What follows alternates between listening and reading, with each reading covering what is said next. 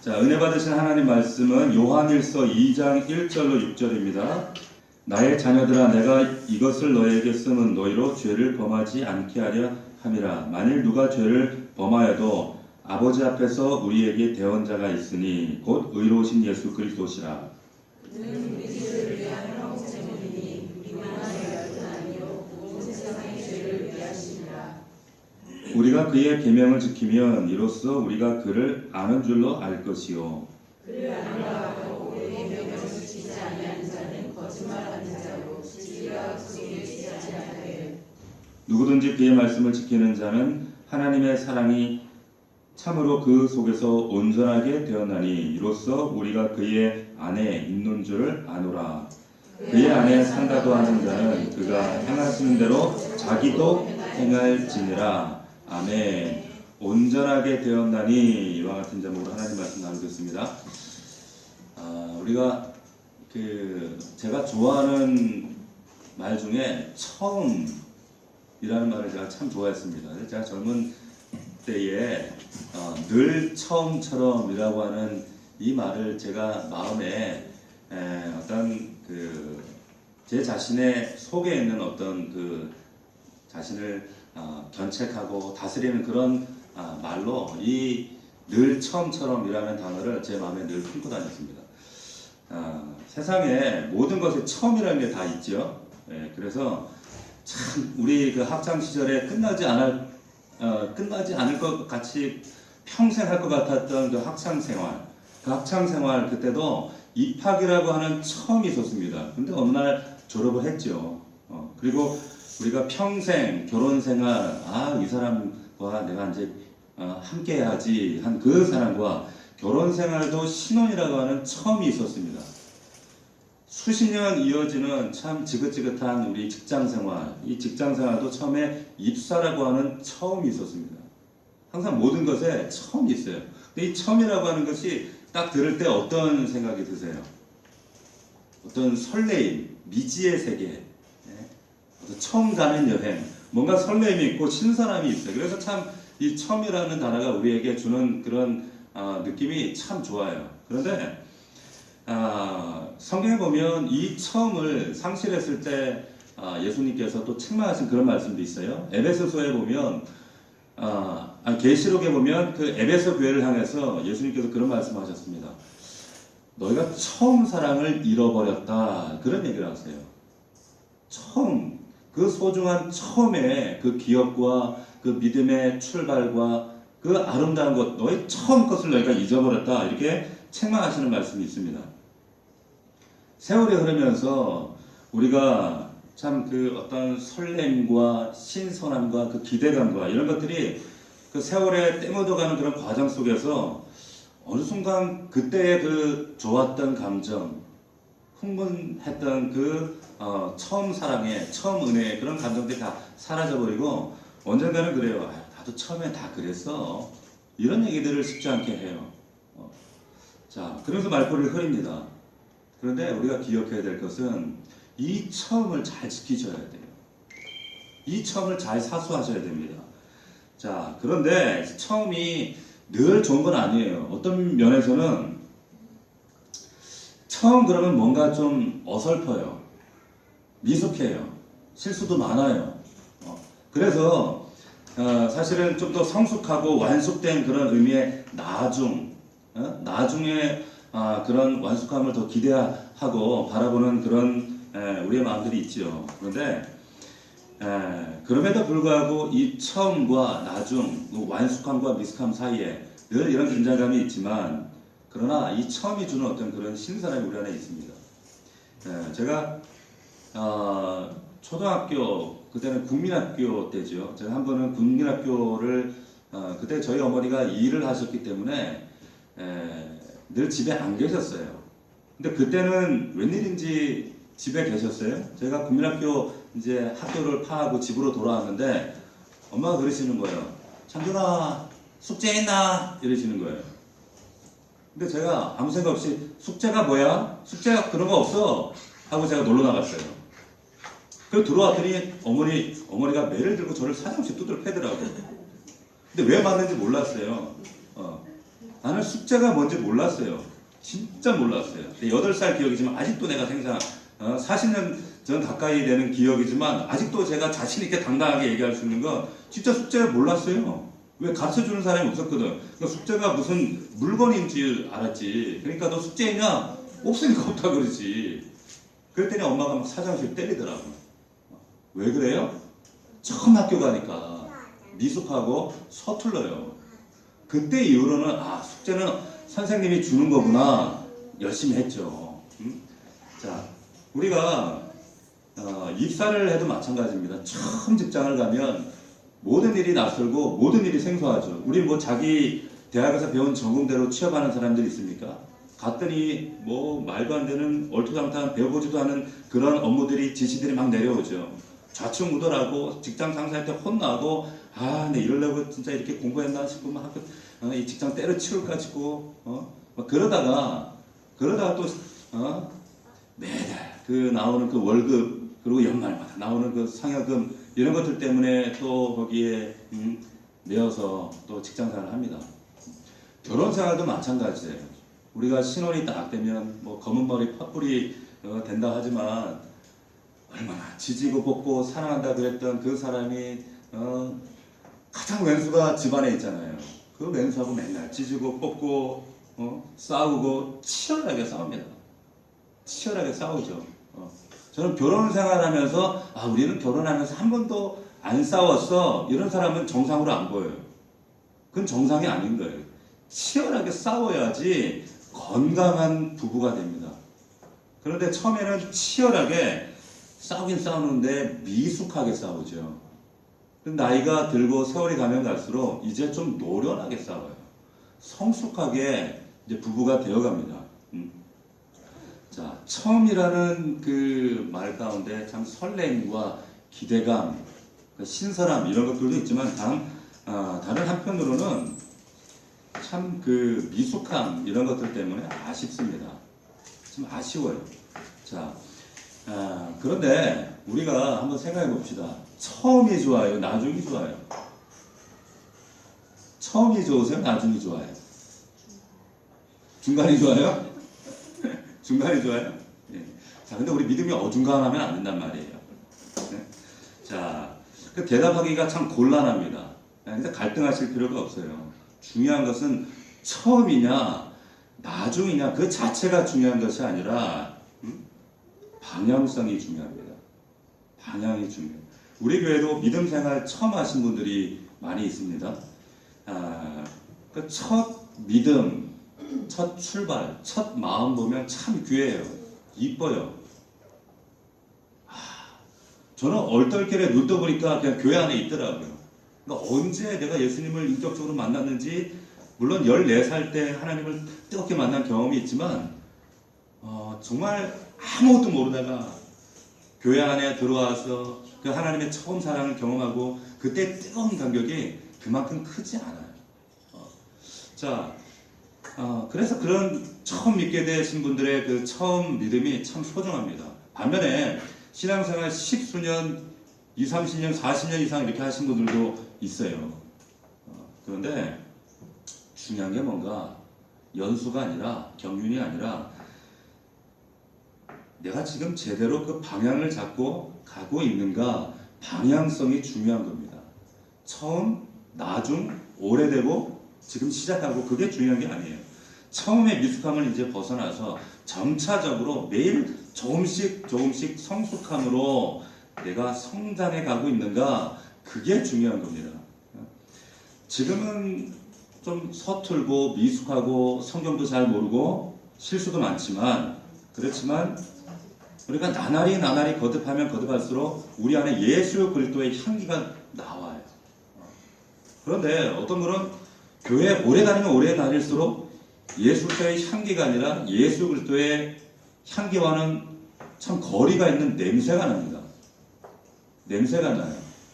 한번 옆 사람 맡아보세요. 냄새, 어떤 냄새 나는가? 한번 맡아보세요. 그리스도의 향기가 나는지 진짜 냄새가 나는지. 근데 안타깝게도 정말 그리스도인의 향기가 아닌 냄새나는 사람들이 있어요. 자, 그럼에도 불구하고 우리가 예수 그리스도 안에 방향을 온전히 그리스도의 장성한 분량의 그 성숙함을 바라보면서 매일매일 실수하지만 미숙하지만 그냥 오늘 하루하루 주님이 원하시는 그 길을 걸어가는 겁니다. 그게 믿음의 길입니다. 자, 예수님의 제자들이 처음부터 성숙했는가? 그렇지 않아요. 자, 오늘 본문을 쓰고 있는 요한을 여러분 잘 우리가 기억해 봅시다. 이 요한은 원래 직업이 뭐였어요? 뭐였습니까? 어부였어요. 자, 이 아버지가 세베대, 그 형제가 야고보였습니다. 함께 그물 찢어진 걸 가지고 배에 앉아서 지금 그물을 깃고 있는데 예수님이 오셔서 이 제자들, 이 형제였던 야고보와 자신을 부르시는 거예요. 자, 예수님께서 이 제자들 야고보와 요한을 부르실 때 뭐라고 부르셨는가? 마태복음 4장 19절에 보면 예수님께서 부르시는 그 장면이 등장해요. 잘 들어보십시오. 말씀하시되 나를 따라오너라 내가 너희를 사람을 낚는 어부가 되게 하리라 하시니. 자, 뭐라고 말씀하시는가 하면 예수님께서 이 요한을 부를 때 나를 따라와. 자, 뒤에 종속된 그 종속절은 그러면 너희가 사람 낚는 어부가 될 거야 이렇게 말씀하시지만 간단 명료하게 하신 말씀은 딱 한마디예요. 나를 따라와. 나 따라와. 뭡니까? 제자도예요. 제자도라는 예수님 따라가는 사람이에요. 자, 예수님이 따른다. 예수님을 따른다. 이게 무슨 말인지 그때 당시에 요한과 야고보, 베드로, 안드레 이들이 알았을까요? 예수님을 따른다. 이게 무슨 말인지 그냥 모르고 따라오라니까 뭐 귀신에 홀린 듯이 그냥 따라간 거예요. 뭔가 그 목소리에 위험이 있고 힘이 있고 뭔가 뭐 월급을 주실래나? 이 고기 잡는 것보다 좀 돈벌이가 더 되려나? 저분 보니까 뭔가 좀 후광이 미치는데 뭐 홀린 듯이 그냥 따라간 거예요. 그 따라간다는 의미에 뭐 어떤 깊은 의미를 두지 않고 그냥 따라갔습니다. 자, 그때 당시에 요한이 가장 나이가 어린 제자였습니다. 20살이 채 되지 않은 요한도 그냥 털레털레 예수님만 따라가면 되는 줄 알았어요. 따라갔습니다. 따라갔더니 예수님이 갈릴리 마을로 어쩔 때는 사마리아로 유대로 예루살렘으로 그래서 열심히 따라다녔어요. 열심히. 이 정도 따라다니니까 나는 이제 충실한 제자야 라고 생각하고 따라다닙니다. 어쩔 때는 예수님 따라다니는 게 쉬운 일이 아니죠. 뭐 다리도 아프고 어디로 간다 말도 없고 예수님 나는 머리 들 것도 없다 아무 때나 길바닥에 그냥 노숙자처럼 자요. 보통 일이 아니에요. 그 광야에서 그러다가 갑자기 풍랑을 경험하기도 하고 상종하기 싫은 그 사마리아 사람들 그 마을로도 지나가기도 하고 참 못마땅한 게 한두 가지가 아니에요. 그래도 가야 된다니까 열심히 따라가는 거예요. 따라갑니다. 한편으로는 굉장히 또 흥분된 사건들도 많았어요. 어떤 사건들이 있었어요? 갑자기 눈앞에서 병든 자가 암병 환자가 막 고치를 받죠. 눈먼 자가 눈을 뜨죠. 죽은 사람이 갑자기 살아나가지고 이렇게 강시처럼 걸어 나오죠. 얼마나 흥분되겠어요. 귀신 들린 사람이 예수 이름으로 예수님께서 막 명하시니까 귀신 들린 사람이 막 발악을 하면서 막 쫓겨나가죠. 눈앞에서 그 풍랑 자연세계의 초자연적인 질서가 말씀 한마디에 풍랑이 잔잔해지죠. 물고기 2마리와 떡 5개를 가지고 오병이어를 가지고 수많은 사람들을 먹이는데 그게 막 불어나서 막 12광들에 남죠. 얼마나 흥분됐겠어요. 그뿐이에요. 산에 올라갔던 예수님이 천상의 모습으로 확 변화되시는 거예요. 와, 예수님 따라다니니까 별 구경 다 하네. 이야, 희한한 구경 다 하네. 이런 일이 있네. 와, 따라다니기 잘했다. 예수님을 따르니까 이렇게 흥분되고 감격적이고 놀라운 일이 있구나. 막 따르기를 잘했다 하면서 막 이야, 이제 뭔가 되겠다. 그런 생각을 가지지 않았겠습니까? 자, 근데 제자로서 예수님의 말씀을 1년, 2년, 3년 들으면서 예수님을 따른다 라고 하는 말씀이 자꾸 듣는 가운데 들으면 들을수록 따른다는 것이 몸만 따르는 게 아니구나라는 사실을 조금씩 배워갑니다. 급기야 예수님께서 이제 십자가를 지시기 얼마 전에 십자가를 지실 날이 이제 얼마 남지 않았어요. 그때 예수님이 갑자기 예수님을 따른다는 것이 뭘 의미하는지를 말씀하셔요. 자, 그 말씀이 마태복음 16장 24절 말씀입니다. 우리 한번 찾아봅시다. 마태복음 16장 24절. 마태복음 16장 24절입니다. 처음 부르실 때 나를 따라와 하시던 그 주님이 한 번도 그 의미에 관해서 설명을 안 하시다가 십자가를 지시기 얼마 전에 나를 따른다는 의미가 이런 거야 두 가지를 덧붙이셔요. 자, 마태복음 16장 24절 우리 같이 합독하겠습니다. 시작. 이에 예수께서 제자들에게 이르시되 누구든지 나를 따라오려거든 자기를 부인하고 자기 십자가를 지고 나를 따를 것이니라. 단지 나를 따르라 했던 주님이 3년 동안 아무 말씀 없다가 갑자기 두 가지를 덧붙이시는 거예요. 그 두 가지가 뭐냐? 자기를 부인하고 다른 하나는 자기 십자가를 지라는 거예요. 왜 처음에 얘기 안 하셨을까요? 못 알아들어요. 지금 얘기하실 때 이들이 알아들을까요? 이때도 못 알아들었어요. 이게 무슨 말인가? 자, 자기를 부인한다는 말이 무슨 뜻일까요? 자기를 부인한다는 말이 무슨 뜻이에요? 자기 부인. 내 마누라? 자기 부인. 자, 자기 생각을 버리는 거예요. 자기 욕심, 자기 중심적인 내 생각. 성경에서 죄라고 하는 것은 내가 주인 되는 게 죄예요. 도둑질하고, 간음하고, 사기치고, 이건 자범죄. 아주 얕은 죄. 가장 근본적인 죄는 내가 주인 되어 살아갔던 삶이에요. 그런데 이 자기분이라는 것은 이거 포기하라는 얘기예요. 네가 주인 되었고, 네가 왕 되었고, 네 욕심, 네 생각대로 살아왔던 거. 이거 버리라는 얘기입니다. 자, 구약의 제사 가운데 여러분 그 소제라는 제사가 있어요. 소제. 소제 들어보셨어요? 소제. 처음 들어봤어요? 자, 소제가 뭔가 하면 곡식으로 드린 제사입니다. 근데 이 곡식을 어떻게 하는가? 으깨요. 으깨는 거예요. 가루로. 그러니까 고운 가루로 드려지는 제사가 바로 이 소제라고 하는 제사입니다. 이 고운 가루가 된다. 이게 무슨 말인가? 으깨진다는 거예요. 으깨진다는 거예요. 자, 교회를 가면 교회마다 그분이 가는 곳마다 교회 안에서 문제를 이렇게 일으키는 그런 분들이 있어요. 이유가 뭘까요? 으깨지지 않아서 그래요. 가루가 되지 않아서 그래요. 부서져야 되는데 하나님 앞에 부서지지가 않았어요. 부서지지 않아요. 늘 자신의 그 모습이 덩어리째 남아있어요. 살아있어요. 깨진 모습이 되면 자신의 모습, 형체, 영향력이 사라집니다. 소제되라 하신 이유가, 소제의 제사를 드리라고 하신 이유가 그런 거예요. 하나님은 여러분들이 성도가 으깨지기를 원해요. 고운 가루가 되기를 원하세요. 아멘이십니까? 고운 가루가 되셨어요? 이게 자기 부인이에요. 자기 부인이에요. 영적 분쇄기를 우리의 교만과 혈기와 아직과 시기와 질투와 나의 자랑과 나의 과거와 나의 옛사람 모습들이 다 으깨져야 돼요. 가루가 되어야 되는 거예요. 과거에 우리 옛날에 그런 그 광고가 있었죠. 용각산 선전 기억나시죠? 이 소리가 아닙니다. 이 소리도 아닙니다. 뭐예요? 용각산은 소리가 나지 않습니다. 깨어진 성도는요, 소리가 안 납니다. 근데 교회 안에서 왜 시끄러운가? 아직 깨어지지 않았다는 반증이에요.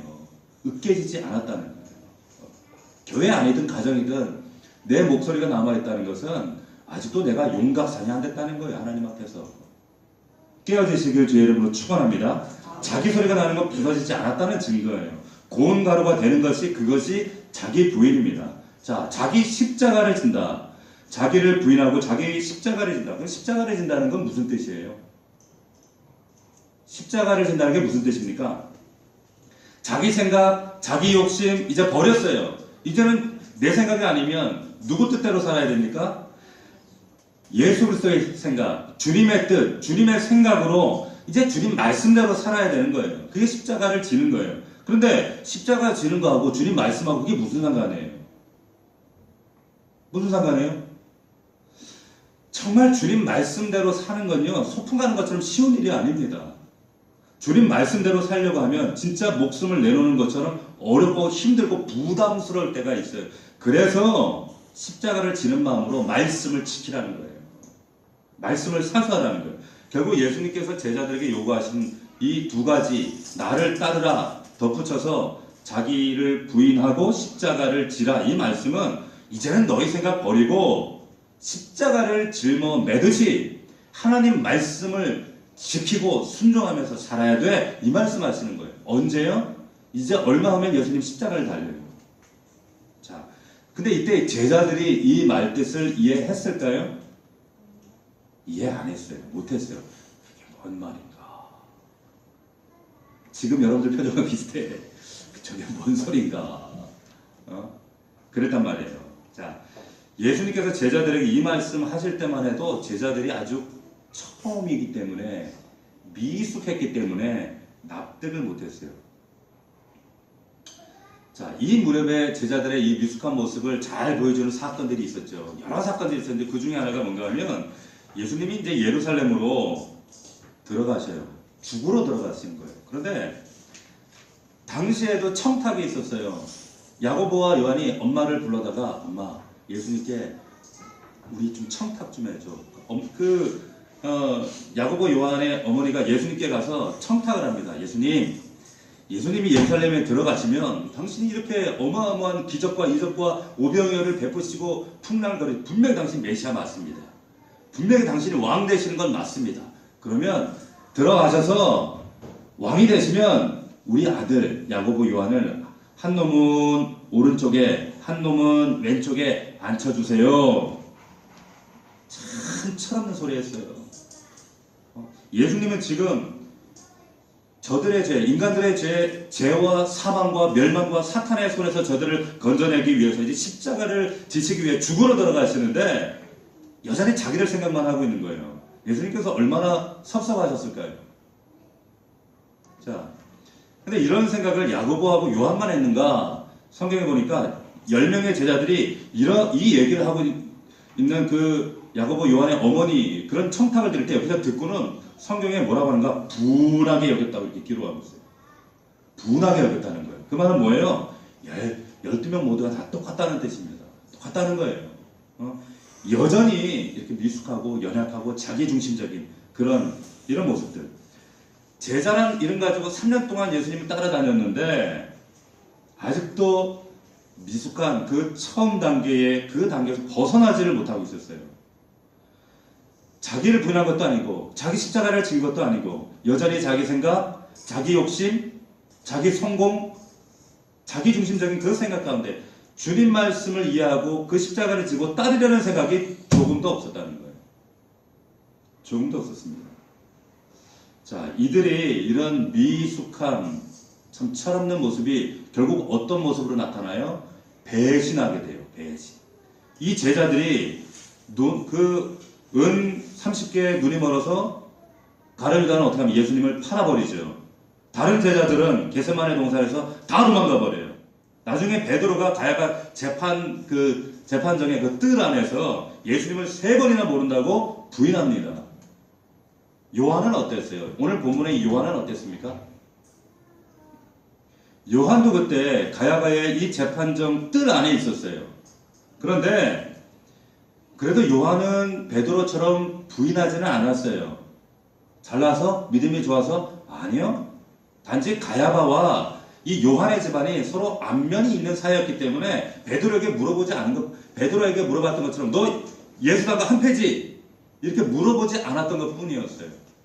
만약에 요한에게 그 동일한 상황에 동일한 질문을 요한이 받았다면 요한도 3번이 아니라 그 이상도 부인할 수 있었던 것이 바로 이 요한의 성품이었습니다.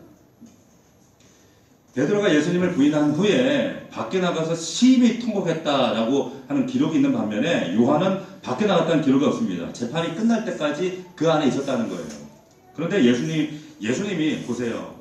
지금 억울하게 채찍 맞고 재판을 받고 지금 모함을 당하고 있는데 나서서 우리 예수님 그런 분 아닙니다. 이분이 얼마나 선한 일을 하시고 이분 메시아 성경 이사야를 보라고 미가를 보라고 기록된 분이 이분 아니냐고 변호해야 되고 이분을 위해서 변론을 해야 되는데 요한이 전혀 그러진 않아요. 나서지 않아요. 숨어서 벌벌벌 떨고 있어요. 자, 이후에 요한이 여자들과 함께 예수님이 십자가를 겟세마네 골고다로 올라갈 때 함께 그 자리 마지막까지 가요. 다른 제자들은 다 도망갔는데 요한은 그래도 여자들 팀에 끼어서 그 자리에 올라갑니다.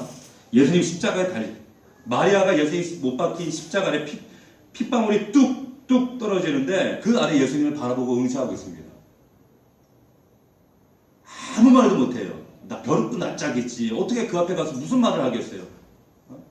그 요한을 바라보고 예수님이 뭐라고 하시는 줄 아세요? 자, 우리 요한복음 한번 찾아봅시다. 요한복음 19장 26절 27절 한번 봅시다. 자, 요한복음 19장 26절.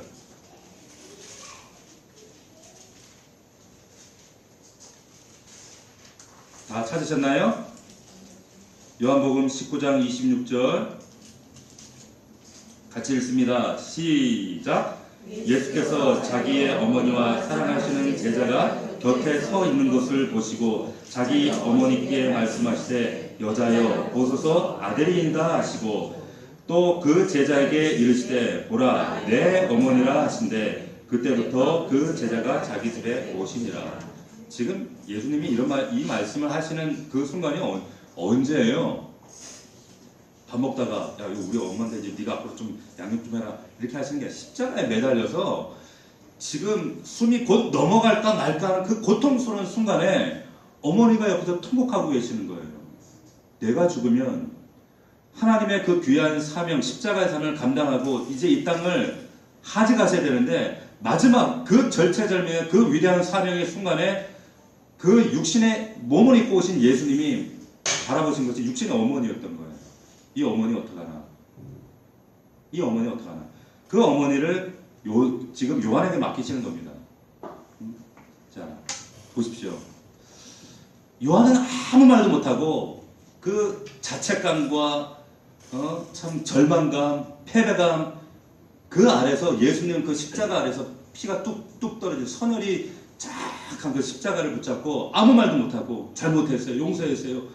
그런 말 전혀 주님 앞에 감히 말하지도 못하고 그렇게 주님만 응시하고 있는데 예수님께서 그 십자가 위에서 피를 흘리시면서 요한에게 뭐라고 하시는가? 제자야, 네 어머니다. 앞으로 너에게 부탁한다. 그 말씀하시는 거예요. 무슨 말입니까?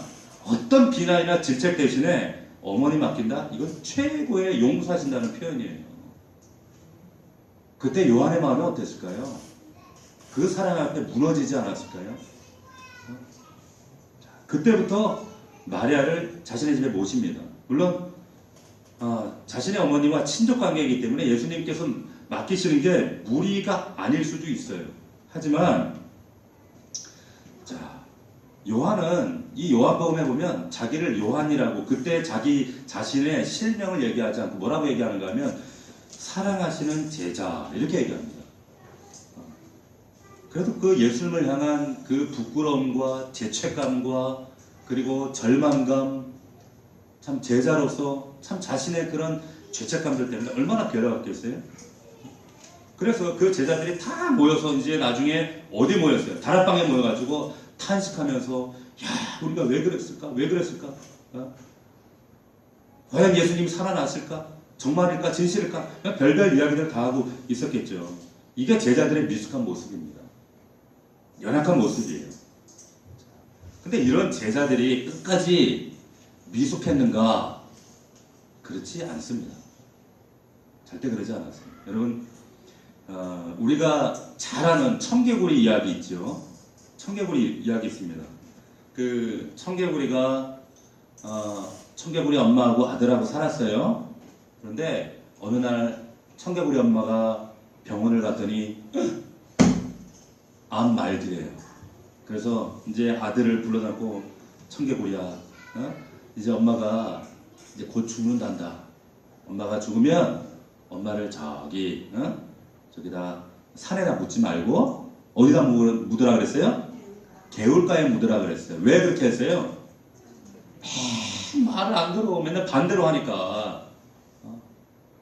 맨날 반대로 행하니까. 그러면 개울가에 묻으라. 그러면 산에 묻겠지 하고 이렇게 묻었어요. 그런데 이 청개구리 엄마는 이 청개구리가 회개할 거라고 생각을 못했던 거예요. 설마 얘가 회개할까? 근데 얘가 회개를 했어요. 회개하고 이제 그래도 엄마 마지막 소원 들어드려야지 하고 그 엄마를 진짜 개울가에 묻었네. 개울가에 묻었는데 비가 오니까 어떻게 돼요? 엄마 무덤이 떠내려갈까봐 깨골 울었다는 거예요. 그게 전설 따라 산만리 우리가 들어왔던 그런 얘기 아닙니까? 자, 어미 청개구리 새끼는요 변하지 않아요. 엄마가 생각한 것처럼 그게 변하지 않아요. 엄마는요 그 청개구리가 변할 거라고 기대도 하지 않았고 그리고 기도도 하지 않았고 그래서 그렇게 반대로 이렇게 부탁을 했겠죠. 그런데 우리 주님은 제자들을 향해서 저와 여러분들을 향해서 절대 포기하지 않습니다. 기대를 저버리지 않습니다. 그래서 아직은 미숙하고 아직은 모자라고 자기중심적이고 자기 욕심밖에 없고 여전히 자기가 왕 되어서 책가방 들고 교회 안에는 있지만 여전히 자기 자신이 주인인 채 신앙생활을 한다 할지라도 주님은 제자들 기다리신 것처럼 저와 여러분들을 기다려 주시는 거예요. 그래서 그 사랑이 위대한 겁니다. 자, 이런 제자들을 향한 포기하지 않는 주님의 사랑, 기대 이후에 제자들이 어떻게 바뀌었습니까? 어떻게 바뀌었어요? 바뀌어진 이야기를 하고 있는 게 오늘 요한 1서입니다.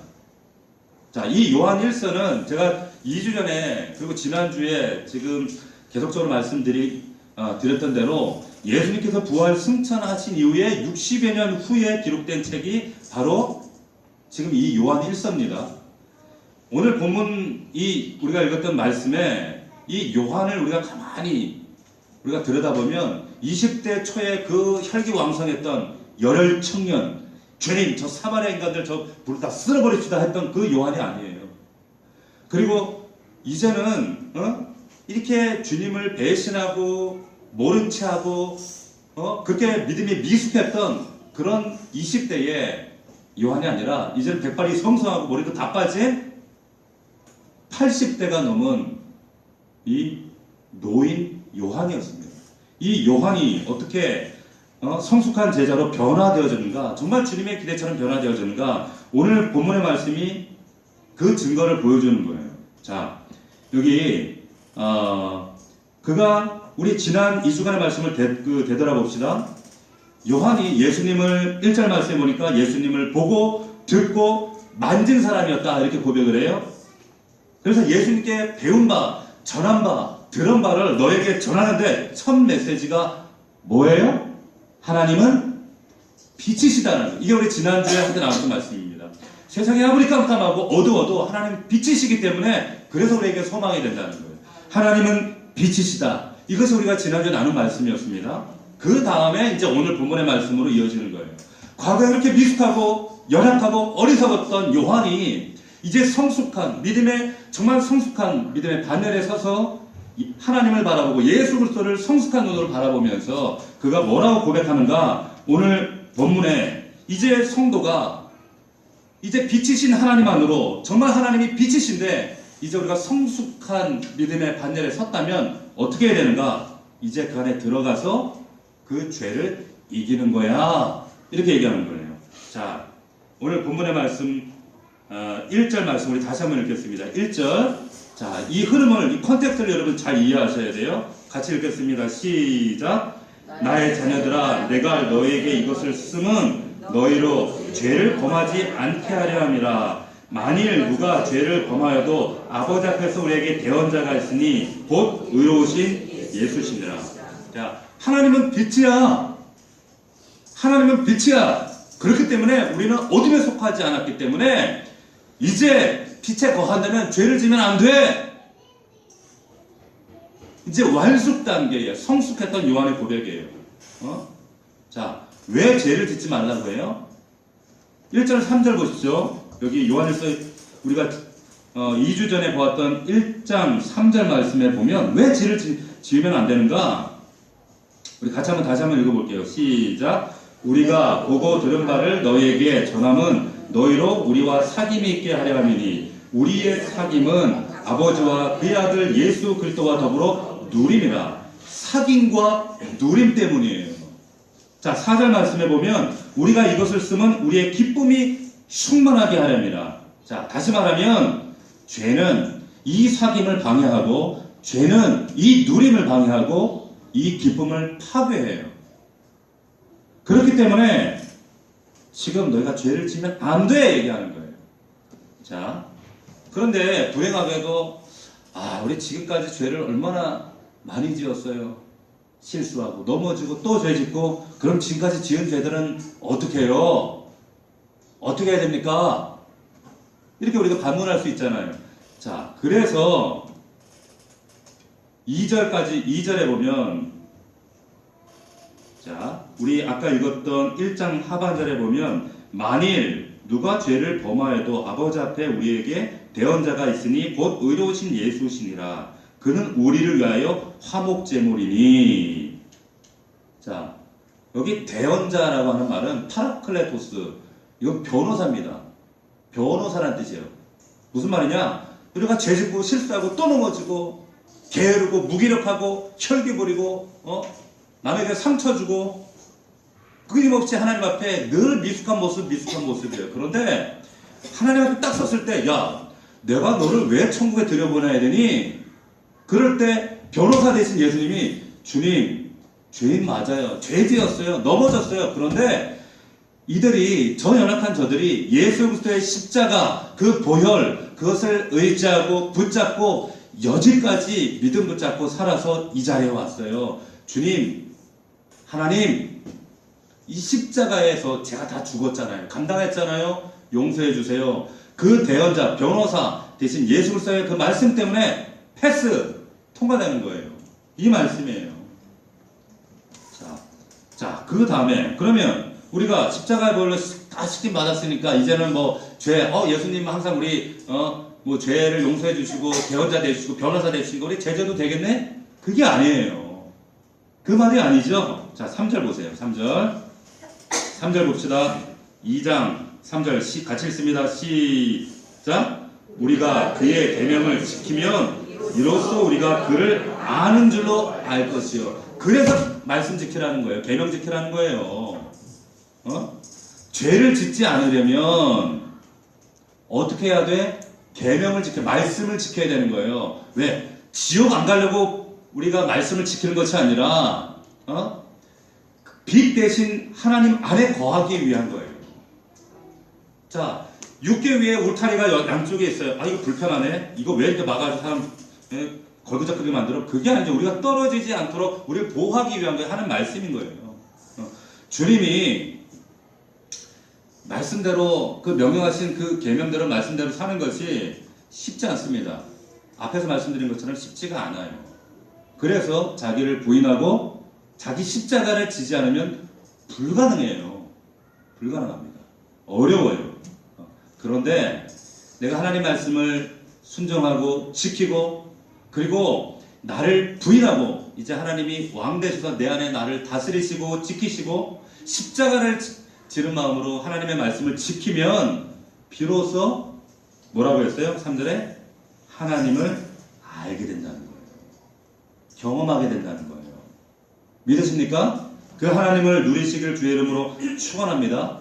자, 이 말씀을 지켜낼 수 있는, 우리가 순종할 수 있는 비결이 있어요. 그건 뭡니까? 그게 5절 말씀이에요. 보십시다. 5절 말씀 같이 한번 읽어볼게요. 시작. 누구든지 그의 말씀을 지키는 자는 하나님의 사랑이 참으로 그 속에서 온전하게 되었나니. 아멘. 자, 봅시다. 하나님의 말씀대로 사는 사람이 있다면 하나님의 사랑이 그 안에 있다는 거예요. 우리가 말씀을 왜 지킵니까? 왜 순종합니까? 하나님의 사랑 때문에.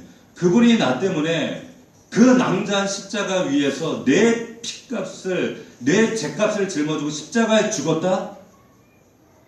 영적인 의리가 있는 사람이라면 우리 죄 질 수 없는 거예요. 그 사랑 앞에 아이고 벌 안 받으려고 지옥 안 가려고? 그게 아니라 그 사랑 앞에 우리는 날마다 압도되어서 그래서 우리가 하나님 그 사랑 때문에 순종하는 겁니다.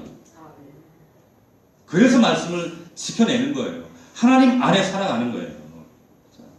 요한이 처음에 몸으로만 예수님을 따르라. 아멘. 몸으로만 열심히 따라다녔어요. 우리도 신앙생활 그렇게 할 수 있어요. 열심히 주님 몸으로 따라다닙니다. 착한 분들로 교회 왔다 갔다 합니다. 그러나 어느 순간 요한은 성숙해 있어요. 미숙의 단계를 벗어나서 이제 성숙한 모습으로 하나님 앞에 이제 자리매김하고 있다는 겁니다. 그 비결이 어디 있는가? 사랑 때문에. 자, 이제 다음 주에 여러분들과 이 사랑이라는 이야기를 하는데 신앙생활의 모든 동기는 이 사랑에서 시작됩니다. 제임스 패커 목사님의 그 하나님을 아는 지식이라고 하는 책이 있습니다. 우리 서재도 있어요. 거기에 보면 믿음이라고 하는 단어를 설명할 때 이런 얘기를 합니다. 우리가 말하는 믿음이라고 하는 거, 믿습니다. 병 날 줄 믿습니다. 이번에 우리 사업장 대박 날 줄 믿습니다 하는 믿음 좋잖아요. 믿음, 그죠? 근데 믿음이라고 하는 것이 헬라에 보면 피스티오라고 했어요. 근데 이 피스티오는 그냥 혼자 단독으로 쓰여지는 것이 아니라 성경에 보면 항상 에피, 에이스, 에이네 이런 그 전치사와 함께 쓰여져요. 그게 무슨 말인가 하면 이 믿음이라는 단어가 항상 관용구처럼 이렇게 나올 때 뒤에는 뭐가 나온가? 목적어가 나옵니다. 목적이 나와요. 믿음, 목적어, 대상이 있다는 거예요. 믿음, 큰 믿음, 병 고칠 믿음, 성공하는 믿음, 사실은 그 믿음 자체는 중요하지 않습니다. 그 믿음이 중요한 것이 아니라 큰 믿음, 작은 믿음, 그 믿음 자체보다 믿음의 대상, 목적인 하나님과의 관계가 중요한 거예요. 믿음 자체는 중요하지 않아요. 믿음, 피투가 중요한 것이 아니라 그 대상인 하나님과의 관계, 그 관계가 어떤 관계예요? 사랑의 관계예요. 세상의 이방 종교, 불교와 도교와 이슬람교, 거기에는 절대자와의 사랑의 관계가 없습니다. 거래만 있어요. 우리는 하나님과 사랑의 관계를 하는 거예요. 이 요한이 처음에는 미숙했어요. 주님 배신했어요. 도망갔어요. 자기 혈기로, 자기 욕심, 자기 중심적으로 그렇게 예수님 그냥 톨레톨레 몸만 따라다녔어요. 그런데 오늘 요한 1서의 이 요한은 그런 미숙했던 요한이 아닙니다. 성숙한 요한이에요. 왜? 그 안에 하나님, 믿음의 대상이신 하나님과의 사랑의 관계가 있기 때문이에요. 하나님과 사랑하시길 주의 이름으로 축원합니다. 이게 미숙에서 성숙으로 가는 거예요. 어떤 사람들이 꼭 그렇게 예수 믿는데 꼭 그렇게까지 복잡하게 힘들게 그렇게 이렇게 순종할 것도 많고 이렇게 힘들게 해야 돼? 우리 왜 그렇게 해요? 왜 순종합니까? 사랑하기 때문에. 사랑하니까 하는 거예요. 부부지간에도 의무 때문에 우리가 섬겨주고 설거지해주고 심부름해주고 합니까? 사랑하니까 하는 거예요. 사랑하니까. 자, 말씀을 정리하겠습니다. 우리 다 미숙합니다. 연약합니다. 인정하시죠? 그럼에도 불구하고 중요한 것은 믿음의 크고 작음, 미숙하고 모자라고 그거 중요하지 않아요. 방향이 중요한 거예요. 그리스도의 장성한 물력, 하나님, 나의 믿음의 대상이신, 나의 사랑의 대상이신 예수 그리스도, 그분 바라보고 그분을 신뢰하고 그분을 의지하고 그분과 인격적인 관계를 맺는 겁니다. 그 방향으로 바르게 설정되어 있다면 더뎌도 지금 실수해도 미숙해도 괜찮아요. 언젠가는 우리가 하나님 앞에 이 요한처럼 성숙한 믿음의 하나님의 사람들로 하나님께서 온전하게 세우시는 날이 있을 줄로 믿습니다. 우리가 그러한 믿음으로 우리 날마다 주님 앞에 성숙해 갈 수 있는 저와 여러분들이 되기를 주의 이름으로 축원합니다. 아멘. 우리 찬송 하나 하고 함께 우리 기도하겠습니다. 우리 찬송할 때 우리 412장 우리 아까 한번 불렀던 찬송입니다. 여기 우리 1절하고 4절만 할 텐데요. 가사를 한번 보세요. 내 영혼의 극히 깊은 데서 맑은 가락이 울려나네. 하늘 곡조가 언제나 흘러나와 내 영혼을 보이사네. 4절입니다. 이 땅 위에 험한 길 가는 동안 참된 평화가 어디 있나. 우리 모두 다 예수를 친구 삼아 참 평화를 누리겠네. 이 평안이 언제 우리 안에 누려집니까? 그분과의 성숙한 관계 안에 있을 때 이 평화가 이루어지는 거예요. 여러분 혹시 하나님 앞에 나오실 때 어떤 목적을 가지고 나오셨어요? 내 기도 제목, 내 남편 잘 되고, 우리 가정 잘 되고, 우리 자들 공부 잘하고, 그것도 소중하죠. 중요한 것은 그 이전에 하나님과의 관계입니다. 하나님과의 관계의 그 분량이 성숙의 분량이에요. 자, 우리 이 찬양 우리 1절하고 4절 우리 같이 한번 부르고 우리 함께 기도하겠습니다.